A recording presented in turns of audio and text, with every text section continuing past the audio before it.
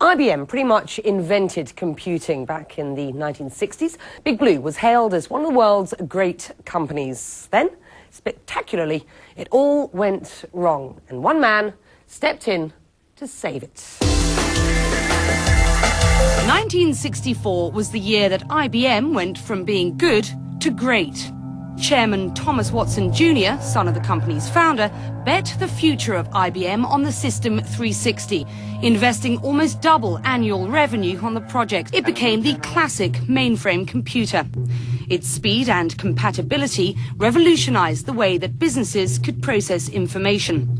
IBM was unassailable, as business guru Michael Hammer explains. It's hard for people today who weren't around at the time to understand the market dominance that IBM had in the computer industry. It would make today's Microsoft and Intel look like wusses. But by the early 1990s, the situation had changed dramatically. It missed out on the rise of the PC and overlooked the market power of Microsoft's operating system. The company was losing billions, and by March 1993, it had just 100 days left before cash ran out. Enter Lou Gerstner. Lou Gerstner had a track record of success. He'd run American Express and RJR Nabisco.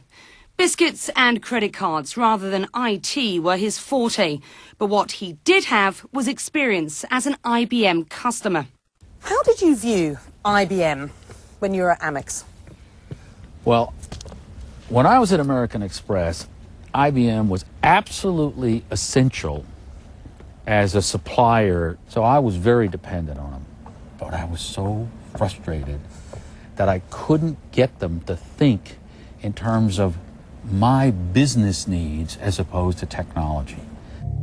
Losing sight of the customer, the company was already getting ready to break itself up into up to a dozen independent units. Gerstner axed the plan, recognizing IBM's vertical integration of hardware, software and services was its greatest strength. What I said to the IBMers is, look, right now the plan is to bust this company up and sell it off in pieces. I said, as a customer, I don't really think that makes a lot of sense, because what I'd really like from IBM is for it to put all the pieces together and give me a solution. Costs and staff numbers were slashed. 60,000 were laid off in the first 6 months. And Gerstner also took on the fiefdoms that had come to characterize the company, forcing IBMers to pull together. We had a minuscule number of people getting stock options. Well, I said, wait a minute, if these people are going to work hard and they're going to carry us to the victory we want, a lot of people have to share in the rewards. So we had tens of thousands of more people were given stock options and participated in our success.